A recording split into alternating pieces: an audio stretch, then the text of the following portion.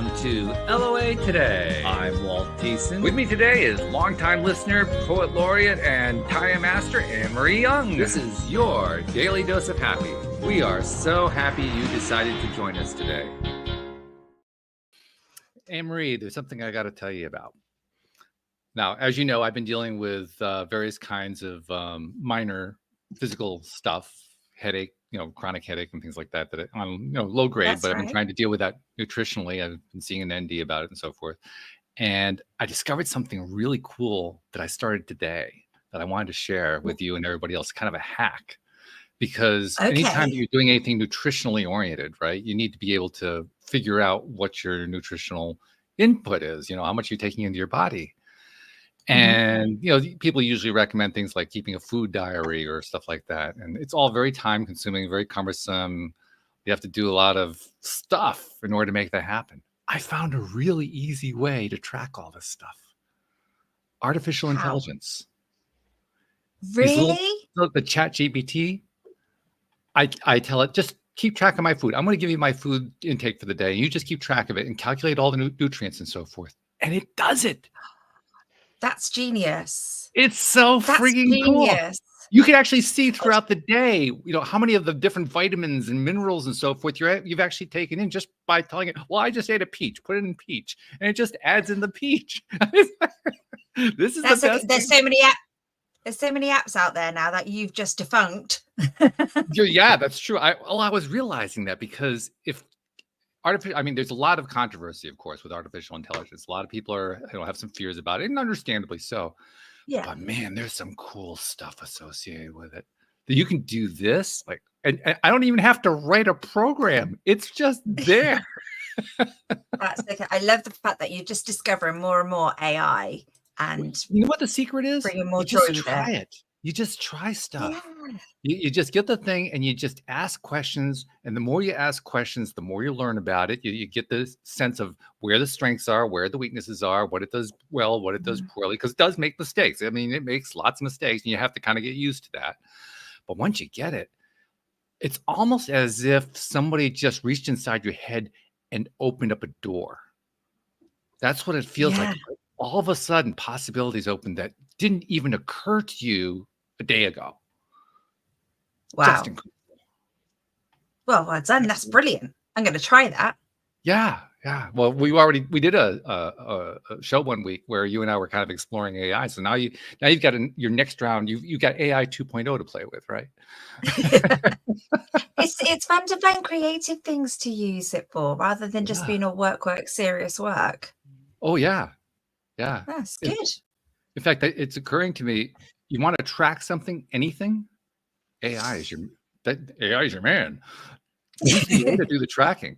It's just so easy. You have the app, you say, hey, keep track of this for me. Okay.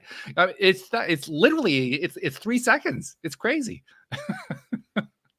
So yeah, wanted to make sure I shared that hack with everybody. So with that business out of the way, what's that, Anne-Marie? I said, thank you. That's amazing. Oh yeah, absolutely. Well, I have to share it. So with that out of the way, I want to introduce our guest today. Her name is Arlene Miller. And Arlene is like many people who've come onto the show, she's been through plenty of ups and downs, but she's also found her own set of cool hacks over the years that have helped her both with her own clients and with people in general, and not to mention in her own life. And we're going to see if we can try to get her to tell us what some of those hacks are today. So first of all, hello, Arlene. Welcome to the program. How you doing? I'm doing great. Thank you for having me here, Walt and Anne-Marie. I'm really grateful to be here with the two of you. We're glad to have you. To see you. Now, I hope you don't mind that we're going to extract as many hacks as possible from you. I don't know if I'm a hack expert. I sort of like going within and finding answers inside of myself, but some hacks. But those are hacks. Oh, okay. All right. I didn't know that. Anytime you're going within, that's a hack. Great. That's getting quick information. What's a hack? A hack is getting quick information that you can put right to use right away. Okay, I will be there for you. Yeah. So give us a little bit of your backstory. Tell us about how you got to be the Arlene Miller today. Well, the short version. So our leadership stays awake here and happy and smiling is when I was about 15, I decided that I wanted to be an attorney. First one in my family. And I did. I became an attorney. I've had 2 private practices, a solo practice practice in a suburb of Cleveland, Ohio, and a partnership in a small boutique firm in a suburb of Denver called Longmont, Colorado. Sold that business with my partner a few years ago. And while I was still an attorney in that partnership, I got a diploma in mentoring and coaching and a diploma in transformational holistic counseling and certified as a meditation facilitator. And I just had been practicing law for a long time. Wow. And I enjoyed it, but I really needed a change. And so started my own business, Dual Consultancy, and I get to work with women as a work-life balance coach and men and women as a transformational mentor. And that really makes my heart sing. And I guess that's the short story of how I got here today. But we like anything that makes your heart sing. That's part of what makes the Yeah. conversation so good. Yeah. Yeah, absolutely. So give us a little bit more about what it is that makes your heart sing when you're helping people in these ways. Well, when I first opened my law practice, when I left, I was like an associate in a small law firm for one attorney for about 3 years before I opened my own business. And I opened my own business with like there's two other attorneys, like a little Main Street place, nothing showy at all. There was an employment agency there. I was really excited. I was married at the time. And I immediately found out about a couple of weeks after I opened, put out my shingle that I was pregnant. So I've been a working mother for my whole life. I mean, my son is grown now and I have grandkids. And I really wish that I'd had like a coach, like a work-life balance coach like me when I was younger, because it was really hard, How do you start a business? How do you run everything? How do you be a mom and a wife and everything to everybody and still keep your sanity and take care of yourself? And I you want that too? Wait a minute, isn't that asking a little bit? I mean, come on. Yes, I think that's a part of the joy within. That's a reasonable request. So it would have been nice to have someone like me. And so it really gives me joy to help, women that are younger than me. I joined recently the Colorado Women's Bar Association, even though I'm not actively practicing law as an allied member, so that I could do that. To the extent that they want me, I'm the only grandmother there, but I love it. They're just a wonderful group of women, and it's another kind of singing heart kind of thing. Well, you're certainly tapping into something that not just women, men, children, you name it, everybody experiences at one time or another, that challenge of how do you balance all of the things that you feel like you need to do in your life.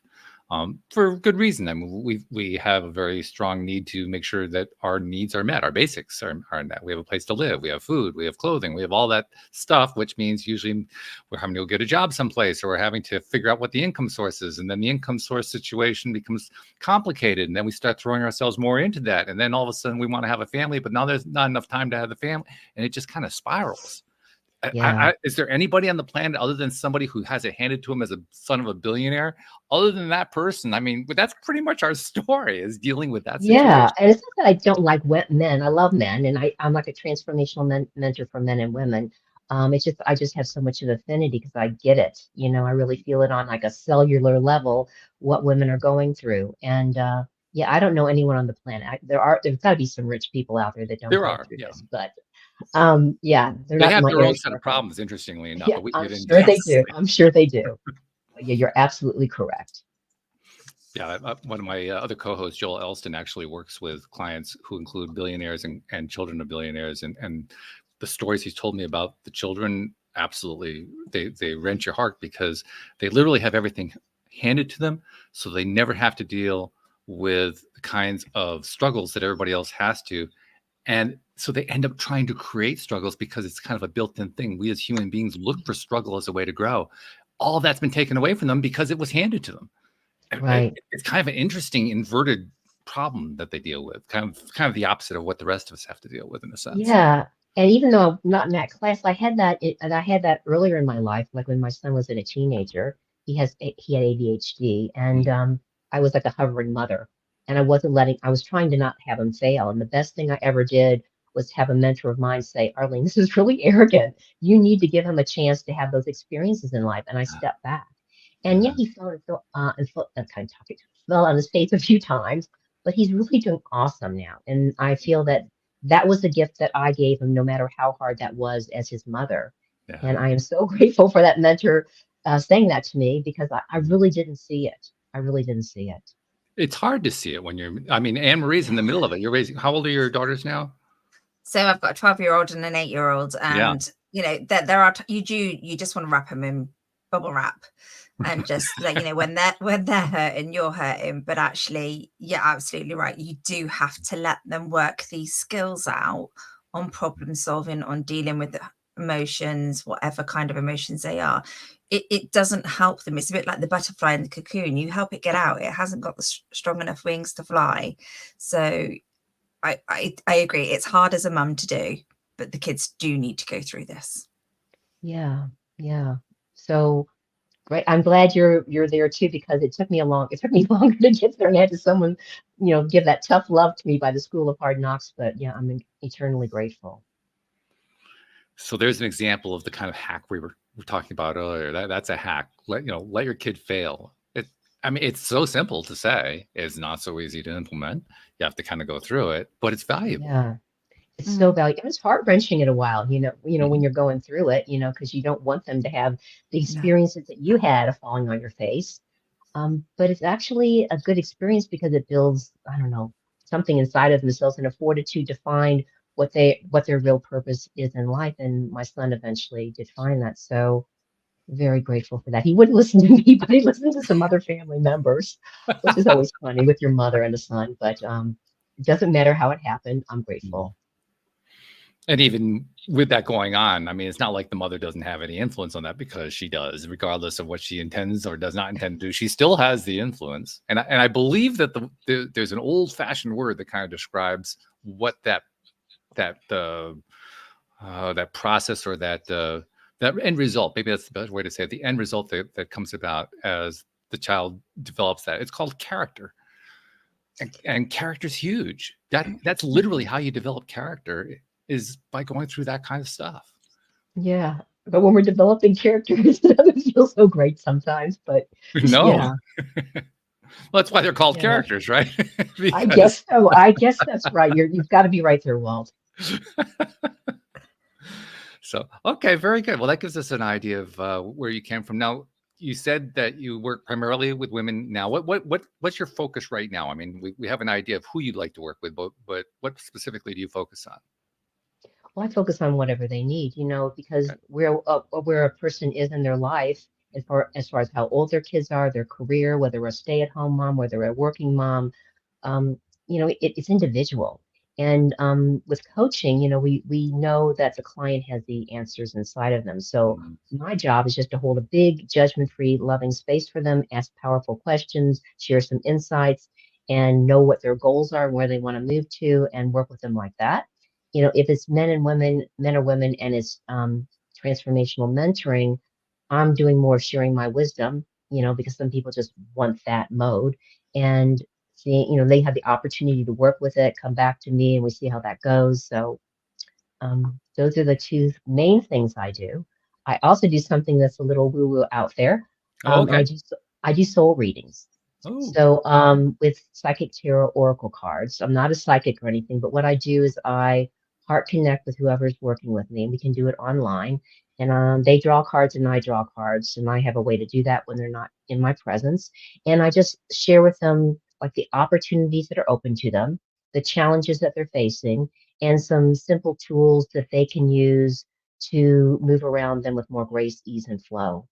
And I just find with adult learners, it's really helpful, because even if we're having a coaching conversation and mentoring conversations, having that kind of visual experience and knowing that they have a buy-in because they're picking the cards as well seems to be really powerful for people. Which is a good thing. Anne-Marie, I'm not sure if you're seeing what I'm seeing, but we've been having some interesting connection issues going on here. So if for whatever reason I kind of drop out of the conversation, I'll let you kind of drop back in and take control of it until I'm able to reconnect. It's one of those technology days where we're not really sure exactly what's going to happen, but that's what makes things so fun. I've had that all day today. Well, my internet has literally been so unstable every time I've been on a call. Okay, well, thank you for one of those days. Now we all get to experience it. This is a wonderful thing. But you're so right, Arlene. And I want to kind of play on that a little bit more. First of all, tell us a little bit more about the specific terms that you're using to describe each one of those. I'm particularly interested in the transformative mentoring, but both of them. What the terminologies, describe what those terminologies actually mean for us. So transformational mentoring is like I've been on a deep spiritual path for about the past 22 years. Like, of learning how to go within, how to work with, because what I'm working with is to have more and more psychological clarity.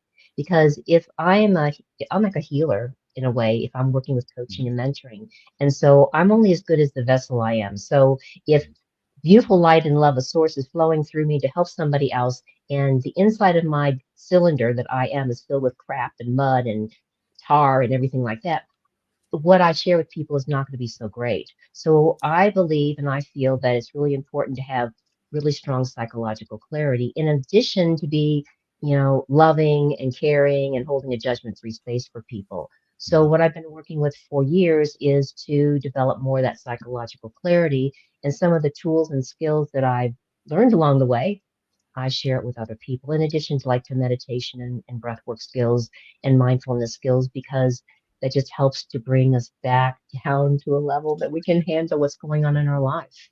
Yeah. Yeah, that's definitely so important. That's the challenge right there, is dealing with this stuff day to day.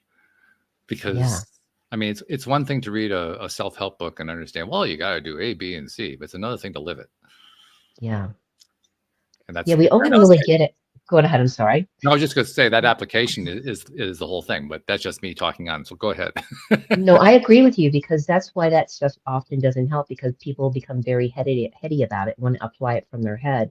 But the only way you really get the learning and the knowing is you get something in your heart, like a penny drops, and you go, oh my gosh, people have been telling me that for 15 years, but finally I get it. I really feel it. Yeah. And that's when the transformation can happen with you or me or with the people that I work with.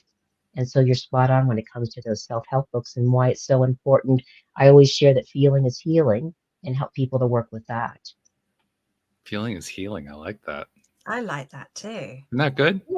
Yeah. Because if you're not feeling it, you're not dealing with it, are you? Right. No.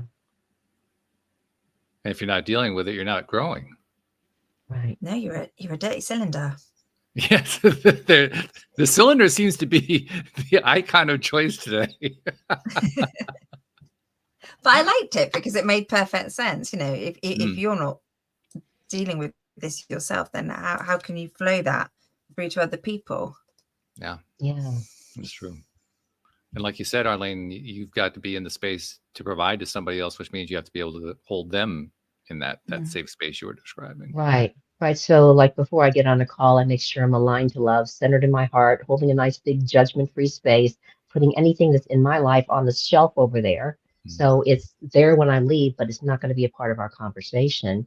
And, just be the best listener I can be, because it's a real gift for people. Most people don't receive the gift of having someone that's just fully present with them and there for them without thinking about what you're going to say when they're talking. And to have that kind of presence with someone and to feel that gift builds safety and trust, and can lead to their own healing experience. Have you ever done podcasting? No, I have never been a podcaster, but I've been on a lot of podcasts recently. I just joined Podmatch, and I've been on 22 of them. All right. So I've done a lot. Because what you're describing is very much what you do as a podcast host. Oh, cool. Well, that's good to know. Thank you. Let me qualify that. It's what you do if you want to be effective as a podcast host. Not all podcast hosts are necessarily effective, so I should, kind of put that one aside for a moment. But if you want to be a good podcast host where you're having an interesting show, that's exactly what you have to do. You have to create the space and just leave it open for the guests to do their thing. Yeah, well, that's good to know. Thank you. Yeah. Learn So something you new already have every the skill day. set. Congratulations. Well, thank you. It's a lot of work to do a podcast from what I've investigated, so that's not on the front burner right now, but I do love coming on your show and other shows, so thanks. Understandable. Yeah, I certainly went through my own ups and downs getting this one going, because I got it going before podcasting was a thing in a big way, so I had to figure out how to do most of it myself based on, I have an IT background, so that actually helped. But if it wasn't for that, I don't think I could have done it, because we didn't have Zoom. We didn't have YouTube, barely existed. I mean, most of the tools that we have available didn't exist at that point. So you literally had to make the whole thing up as you were going along. Wow. Well, It's that's crazy. impressive. It's a lot easier today. And that's how you bring in people like Anne. Anne Marie's actually a longtime listener. She listened for a number of years. I put out a call at one point that I wanted to bring some more co-hosts in, and she volunteered and kind of got cold feet. And then I pulled her in the rest of the way, and she stayed. Now I'm going nowhere. I love it. I love that too. I love that. Because you just meet such interesting people and you just get to learn. But and I imagine your clients come to you and they just do they usually have some sort of connection with themselves in the spiritual, or can they come brand new? Most people have some connection. They're like, they feel like I did, like I was a round peg trying to fit in square holes, and where the heck did I fit in the world? But they come in all different levels, but usually they have to have some sort of affinity with me in order to work with me. You know, we draw the people to us that are usually a few steps behind us in whatever it has happened to us in our lives, so that we have a better ability to help them. And I find that a lot. You find it odd? That's an interesting choice. I find it a lot, not odd. Oh, you find it a lot. Oh. I might be odd, but I find it a lot. Oh, okay. All right. Well, yeah, frequently. That's good. I can buy into that. That's okay. Good. Yeah. But Anne Marie, when she was talking about earlier about the way that she goes within to clear space and so on and so forth, that kind of that's something you and I've talked about a lot. We've talked about a lot with guests as well. But you in particular, I mean, I think about it in terms of your own career path. You have to do that essentially because you're working in an IT field as well. You have to work with other people who are much more IT than you are. You have to create that kind of space with them in order for them to feel comfortable working with you. Yeah, and it can be exhausting just having all these different personalities that are completely different to yours, different interests, whereas it's not my comfort zone, whereas it is for them usually. So yeah, it's using every other skill I have in the book to try and communicate with people. And yeah, so this is something everybody needs to learn. I mean, it's valuable for a coach, invaluable for a coach, no doubt about that. But really, this is a skill everybody needs to learn, no matter pretty much anything that they do in life. If you're interacting with other people, you need this skill. Yeah, even your family, those listening skills that Arlene mentioned, making people feel valid, heard, it's all crucial stuff in our day-to-day lives. Yeah, absolutely. And so when you're working with clients, Arlene, I imagine that what you're also doing is you're sharing with them these same kinds of tools so that they can apply them in their own lives. Yeah, it depends on whether I'm working with them on a coaching or mentoring basis. If it's mentoring, it's more about spiritual development and stuff like that. If it's coaching, it's going to come through energetically, because also I might share an intuition or an insight or make an offering to them, and they can take it or leave it. But often that will open a door to a new way of handling a situation or problem, a new way of looking at their life that they hadn't considered before. So that's more how it works with coaching. Okay, but let's go into the mentoring side. First of all, I like the way that you distinguish between them, but talk about that some more. The mentoring, what I want to share with Anne Marie, there's really one important thing with mentoring that I would share with you. And that is that anytime, and this is for if you're a podcaster as well, or you're dealing with people and you have family and people you love, which most everyone does, is that anytime someone thinks of you, you think of them. You establish an energetic connection with them. And all the people that you're genetically connected to, your family, anyone you've had a personal sexual relationship with, you have energetic connections that are there for your whole life. And also, because we're in physical bodies, we are energetically connected to the mind of humanity. Now, if you look at the mind of humanity with men and women on this planet, in many places, it is not the most clear or loving place. So it's really important to learn how to cleanse and clear your energy field. And so if you're having a situation, this is what I would mentor you about, with connecting with all these IT people, what you can do is before and like during or even after you have any sort of conversation, just visualize this golden cylinder coming down around your body, and it's cutting any energetic connections that are going from you to them or them to you that are not about love. The loving ones will stay. You're cutting them and you're clearing them with golden healing light. And that's the golden healing light stays where those energetic connections were, because what's happening, you're probably intuitive and empathic and sensitive. So these people's energy is impacting you. And so when we do that, then we're much more able to work with people and help them than if we're not doing this kind of energetic clearing. That's good advice, because is that why probably by the end of the day I'm feeling quite frazzled. Yeah. And one thing that you can also do, that I do at the end of the day if I'm dealing with a lot of people or I've been out in public, I take like a 3-minute hot shower. And I flood the shower with what's called the universal violet flame, which transmutes and transforms fear into love. It's just violet light. And so I'm cleansing and clearing my energy field. I'm washing away the day, just 2 or 3 minutes, put on some clean clothes, and it feels like I have a fresh lease on life.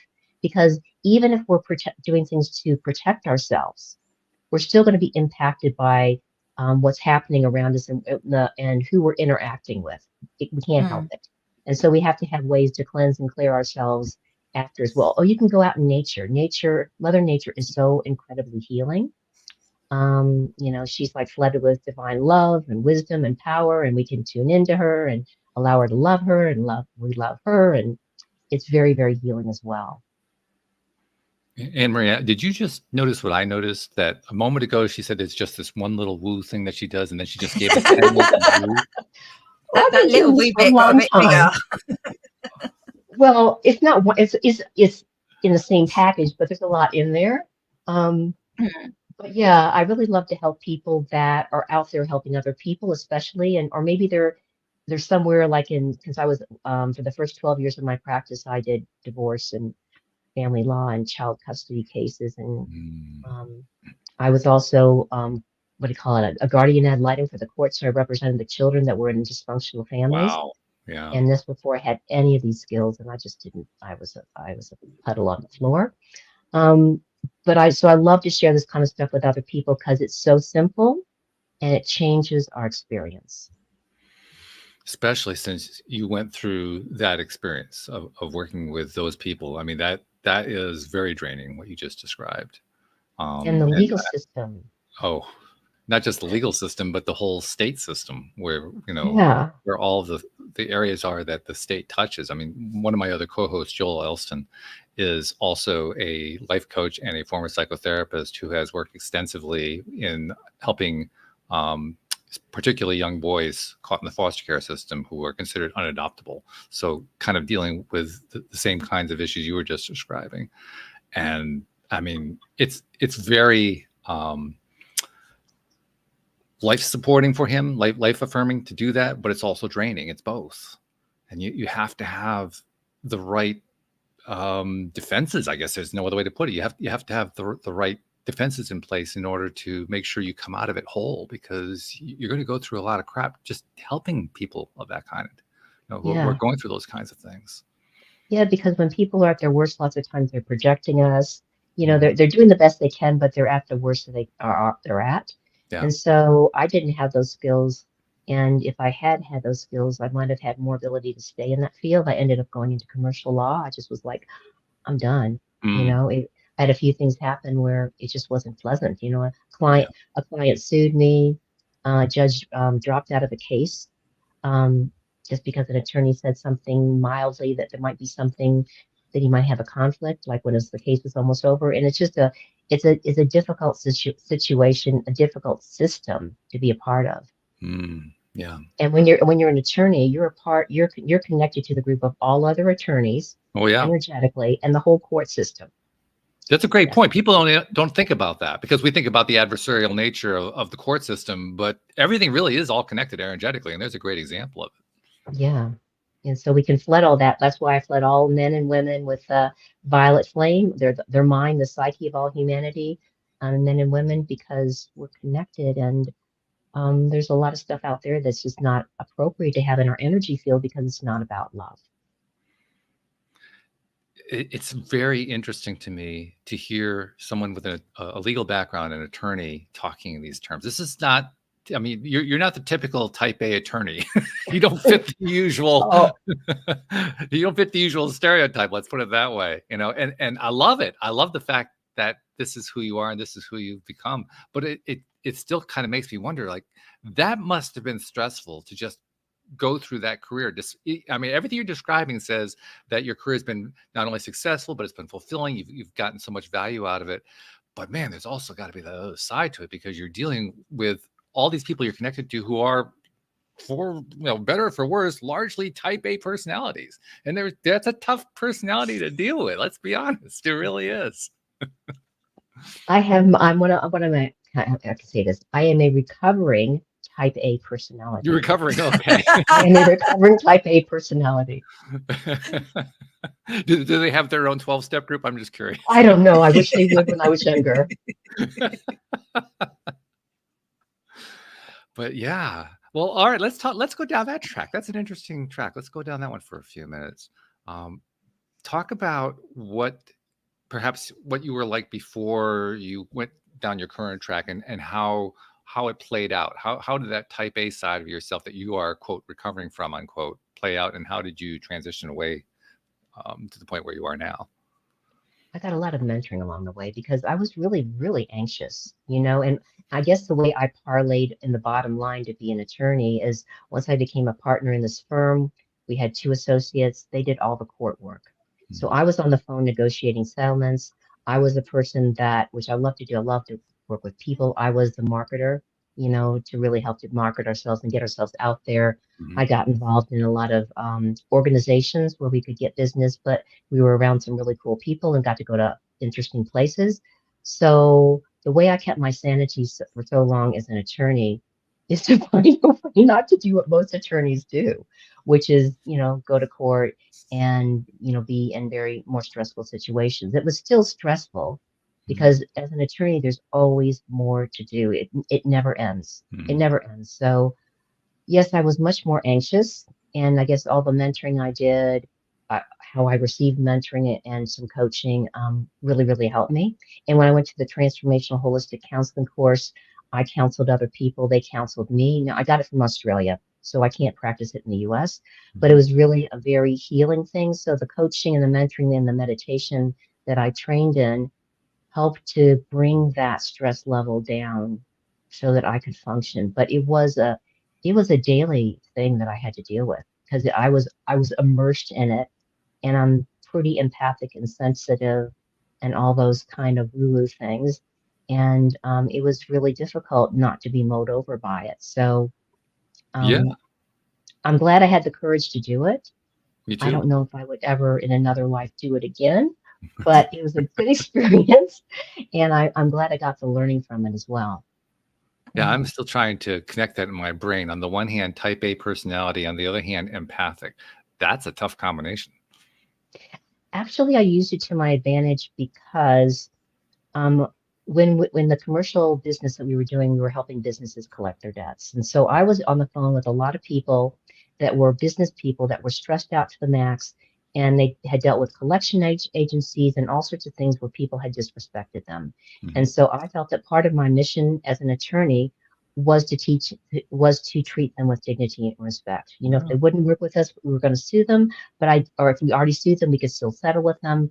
But I did my best to treat people that way. I mean, if they were obnoxious to me and they were crossing the line as what was not acceptable behavior in my realm, I would become really firm. But my general thing was, I'm going to find the best in people and treat them with dignity and respect, and actually worked. So that's how I applied that, in the practice of law. Yeah. I mean, you're right. It's not something that we would typically associate with the legal circle, but I can see how that would be very effective. Precisely because it's so unusual. It's not the way that kind of agency takes place. Normally that agency is more the type A approach, and you were doing a non-type A approach. That's like, whoa, wait a minute, you're an attorney, really? It didn't seem like it didn't fit. I'm sure that actually helped, because you broke the stereotype, you broke the mold. Yeah. So that was my goal as an attorney, and that made it enjoyable. Because I really did love working with people. Some people were just jerks, but that's life. That's part of it. Yeah. And it made it something that I felt that I could be of service in this realm. I'm also thinking about, I have a gardening and maintenance service, a team of 10 people working for me. And one of the things we make it a practice to do is to fire customers we don't like, which we can kind of do. We can get away with doing that. So as a result, like 95% of our customers are wonderful, and the other 5% are cycling out really quickly. But that's not something you can really do in your profession. I mean, you couldn't really cycle out the customers you didn't want, the ones who were, the a-holes, the ones who were the jackasses. You couldn't do the same thing. You had to do the collection work anyway. How did you get yourself to stay in that track? That's a tough track.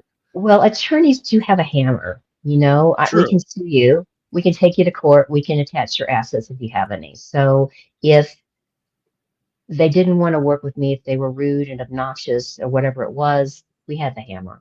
And so that did make it easier. And my partner also had the ability to be a little bit more of a tough guy. If I didn't, feel comfortable So with you it. were the good cop and he was the bad cop. Not all the time. I could be the bad cop. I told you I was recovering. I'm not, I do have those qualities. But I love the fact that even in those situations, a little bit of kindness and a little bit of compassion is sometimes all people need, and it can make a difference to them. But building that relationship with you to therefore work with you to get your money back rather than have to go those hardball ways. And I just can't think of many situations in the world where a little kindness and compassion won't make a huge difference. It does. It does make a huge difference, So that was a really good learning experience that was possible. I just sort of intuitively tried it. And some people it worked with, some people it didn't. But like I said, it did make the practice of law for me feel like I was there for a reason. And there was some reason at 15 that I chose to do this. And I did get a lot out of that. It was a good experience. Very cool. I like that. So we have a sense of how you transitioned away from your type A personality of the past to the one that, how'd you describe it, is in recovery today? Yes, not totally gone. There's seeds of it in there. It can get It's a little still there. It bit shows up occasionally. Yes, it does. Yes, it does. I'm not saying I'm perfect by any stretch of the imagination, but I have made steps forward. That's a good thing. But surely there's some good things to be in a type A as well. I mean, I don't really know much about it. It's not something that we say over here, but it's good to have all these different personalities, surely. Well, I can be really organized. I can get things done on the ground. So I do have that strength. And that is, I guess, maybe a little bit type A. I don't know, but. Well, I think there is a big thing with, I mean, we're kind of making fun of it, but the real great strength of type A is persistence. Type A will not back down under any circumstance. It will, that personality will keep going and going. And that's the most important thing of any kind of success. Just persisting. Just you keep going after it and keep going after it until finally, if nothing else, at least the other side or the other person you're dealing with or whatever it is kind of gets worn down, like, okay, all right, we'll go your way. I'm just done with this. That's like the song, know when to hold them, know when to fold them. Yeah. Sometimes you just have to fold them and go, this one is just not working, baby. We're done with it, and walk away. So yeah. And of course you're still walking away holding the hammer, so there's also that side of it too. I'm not always holding a hammer. I beg your pardon. Yeah, the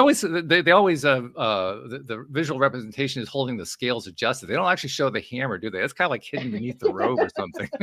Oh dear, I let out a big secret of the legal profession. Sorry, the secret's out. Too late. Oh well. So let's talk a little bit more about what you're doing now with the clients, because you described the two different areas that you're working with. Let's go to the women's side. Specifically, you're trying to help women achieve that balance in their life. Let's talk a little bit more about that balance. What are you trying to purvey to them?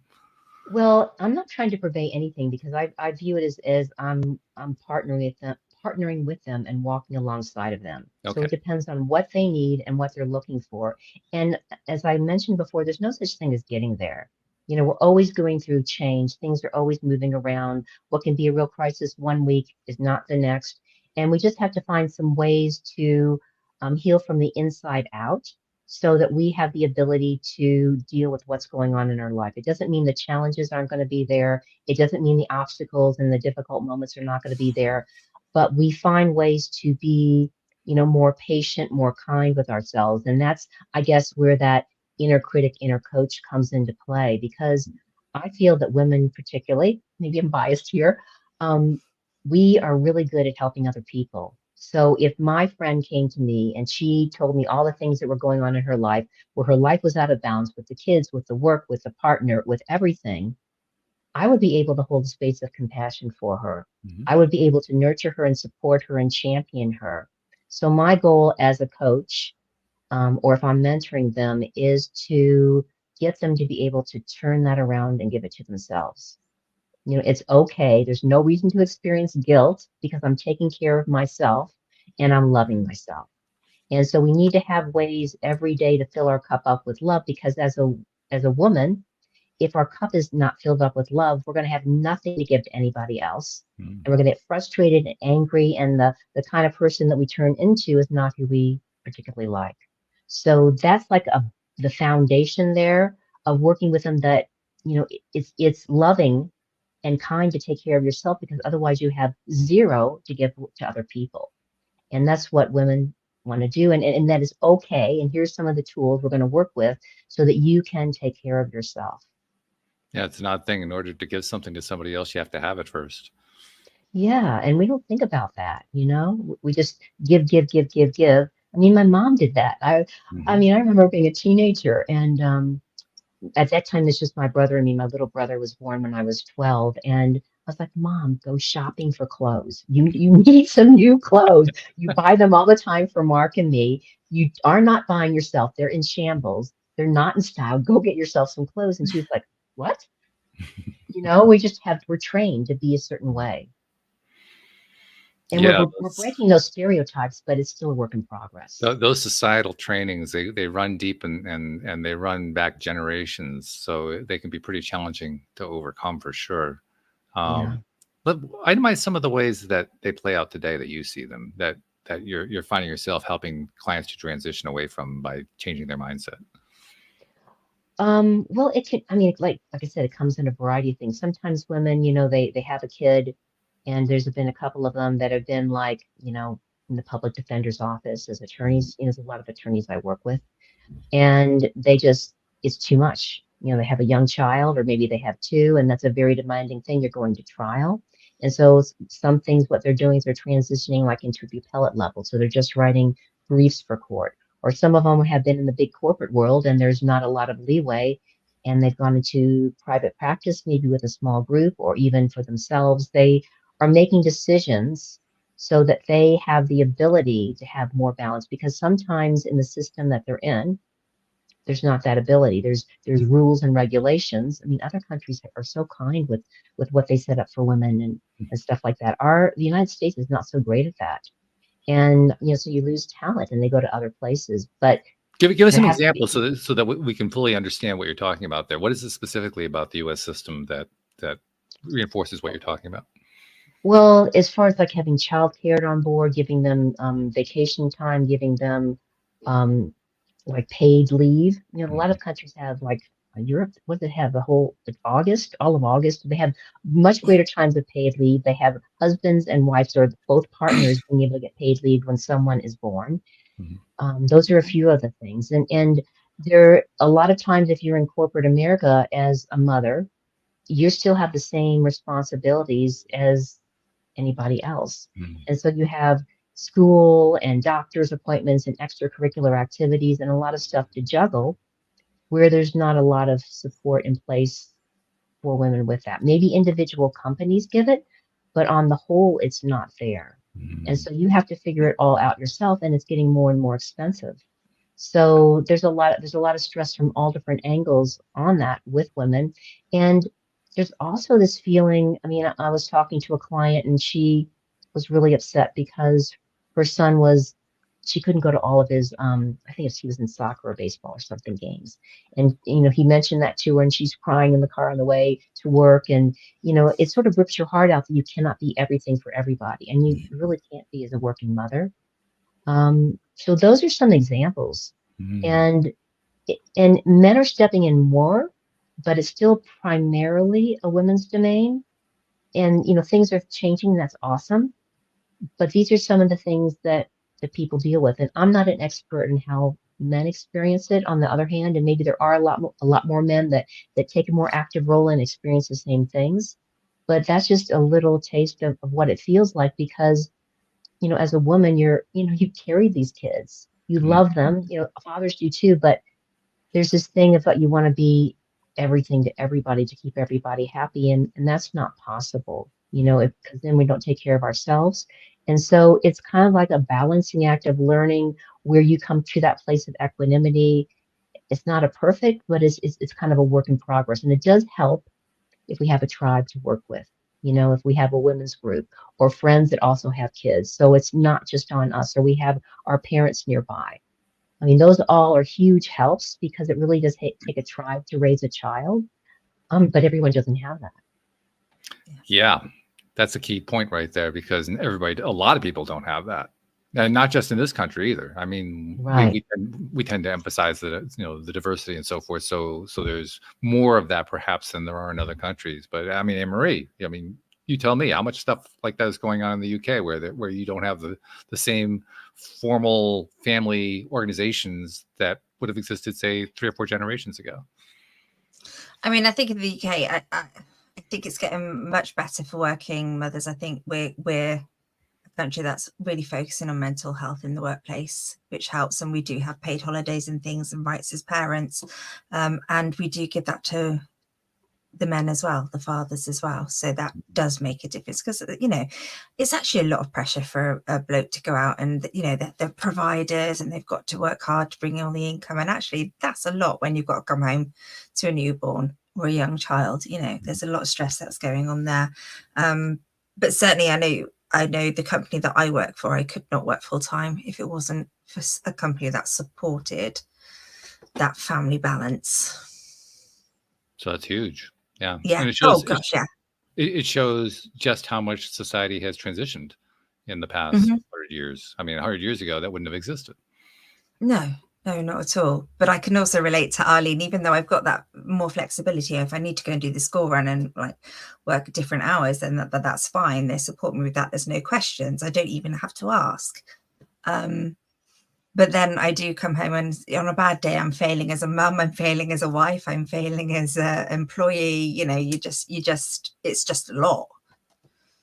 And I can see why some people get completely burnt out. And I was talking to a friend the other day and literally just saying, you know, I now work out in the mornings, I get up earlier, but that's my me time. And that's made, just that little hour a day has made such a difference. Because you're right, you need to be that little bit selfish, look after yourself in whatever way that may be, and it fills your pot. Yeah. Yeah, because if you, I mean, you just go ahead. I'm sorry. No, go ahead. I mean, we have to stop calling that selfish, you know? I used to work with people in the community, and when they said I feel really selfish, I'm like, selfish isn't necessarily a bad thing. That's okay. Because you're right, it shouldn't be something that we feel bad for. Yeah, thank goodness we're selfish. If we weren't selfish, we wouldn't be alive. Well, it's like on an airplane, you know, they say to the parents, put your oxygen on first to make sure you're okay, so then you can look after your kids. And in so many ways of life, that should be.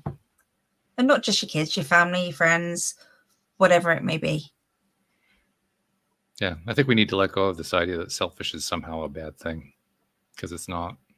And I think what confuses people is they see someone who behaves in a way that is completely indifferent or even antagonistic to somebody else, and they say, well, they're behaving selfishly.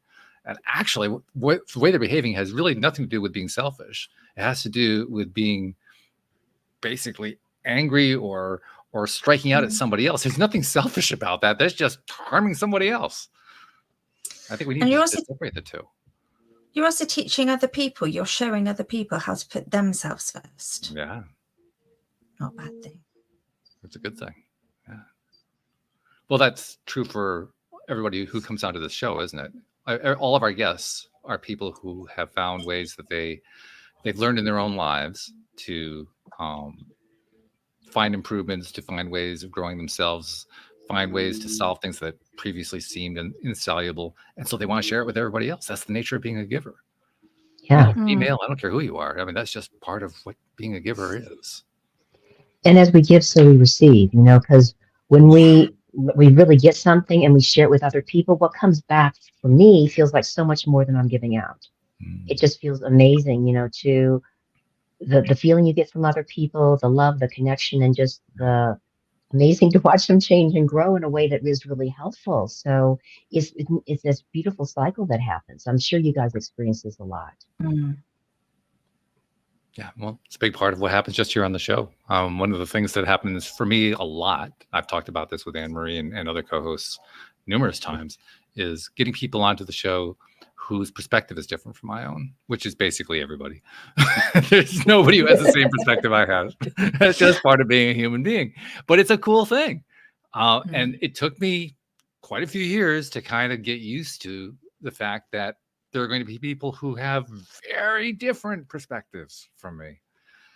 And as I've noted numerous times in the last 5 or 6 years, they're the ones I learn the most from, sometimes to my chagrin, but they really are, because they have so much more to teach me. The ones who I agree with, they don't have as much to teach me. I mean, I love them. They're some of my best friends in the world, but they just don't have as much to teach me. They can't, because we have very similar perspectives. Yeah. And what you're also describing is that what you're doing is you're connecting into the similarities on a very fundamental level that you have with humanity and with the people that are on your show.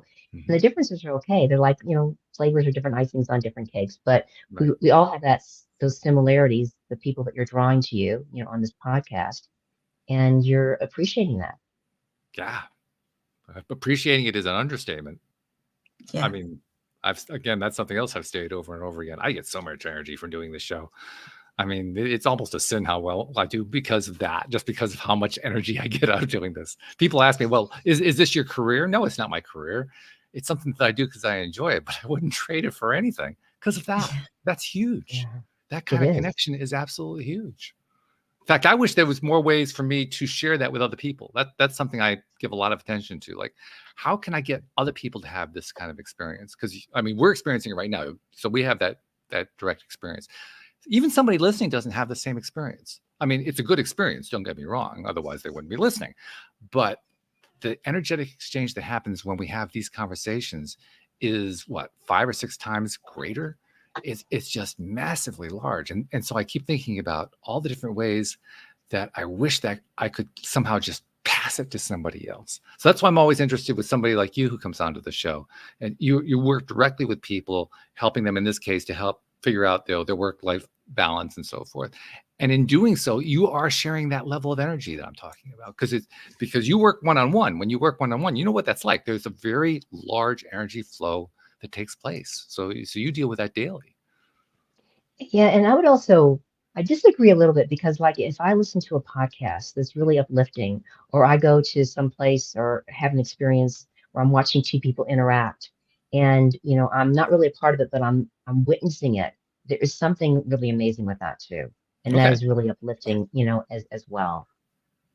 Well, that's fair enough. That's fair enough. I'm one who actually doesn't listen to much in the way of other people's podcasts. I do my own, and I just don't pay attention to the others. So maybe that's just my lack of perspective. I don't know. But I do know how much power is involved in it. So yeah, absolutely. The more that a listener is able to draw energy out of this, I love that. I'm glad whenever that can happen. Yeah, absolutely. Yeah.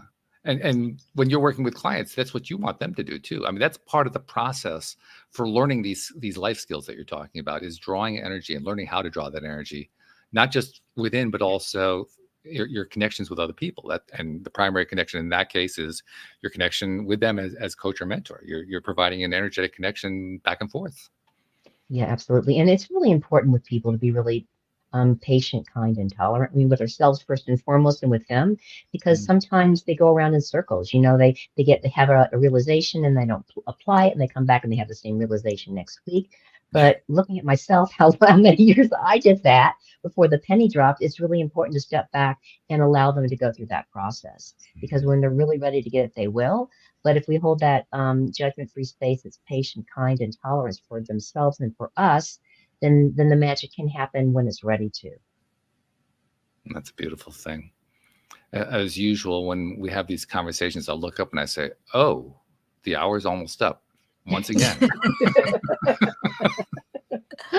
Oh, well, so many good things happening here. That's what always makes it hard at the end. But there are a couple things we need to do before we part company. First and foremost, someone who wants to reach out and talk to you and perhaps consider working with you, how do they find you?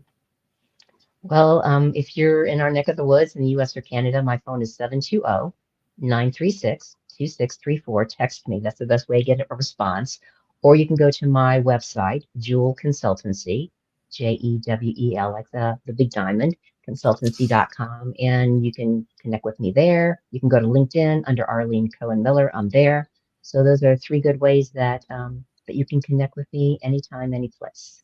Okay, good. And I'll make sure that we'll include a link to the website too to make it easy for people to find that. So that will be part of the show notes as we try to do it on a regular basis. Thank you.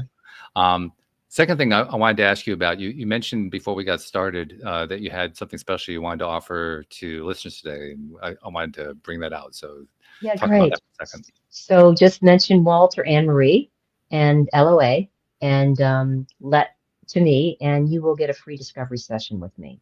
It's like a 45-minute session. We can explore what's going on for you. There's no obligation. It's just my gift for you guys because you had me on this podcast, and I feel strongly to give back to your audience in that way. So you can connect with me in the ways I already shared. And if you're interested, I'm happy to gift that to you. Fantastic. So thank you very much on behalf of our listeners. We appreciate that. You're welcome. Thank you. So now we're down to 2 more pieces of business we have to complete. First one I'm going to go to Anne Marie on. And this is something that I've been doing for a few years now. My co-hosts are fabulous. I mean, you've had the chance to meet one of them.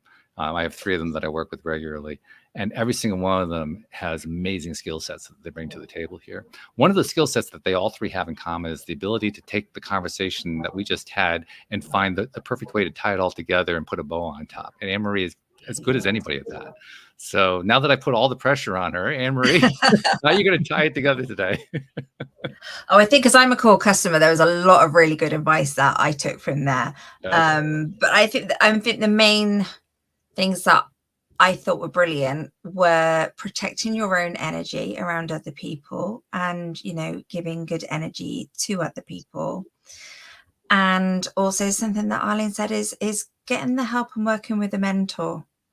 Because I just know from myself that my whole journey took off and my whole self-development and the life changes that I've had have been from working with coaches, the experts in the field. So I think that was really good advice, is don't go alone and take that time for yourself. Yeah, Yeah. very important. Good stuff. All right. So we're down to the last piece. The last piece is one of my favorite things. I have a lot of fun doing this. But I discovered something, Arlene, a few years ago. I discovered something that was kind of like this empty hole that we'd all been kind of ignoring for years because we're now living in the 21st century. You told us earlier, you've done 22 podcasts now. And I'm sure that's not the only kind of outreach you do. You probably do social media and all the other, usual stuff that people do. And when you're doing that, you're putting out all these cool hacks because we asked you to give us some hacks, and you're giving us interesting advice and ideas and so forth. And you're sharing it with people you've never met, never seen, never will meet, never will see. And I noticed we don't get credit for that. So Arlene, on behalf of those people you've never met, never seen, never will meet, never will see, who you've been helping in ways you don't even know about, on their behalf, thank you for what you're doing because you are making a difference in this world. Oh, thank you. Thank you. That's very kind. I appreciate that. Yeah, we need to recognize that more. So that's why I like to do that. So thank you for joining us, sharing your expertise and what you've been doing. It sounds exciting. It sounds like you've been having a good time. I hope you keep doing it. Definitely. Yeah. Thank you. All right. And thank you to our podcast listeners everywhere. We'll see you all next time here on LOA Today. Goodbye, everybody. Bye.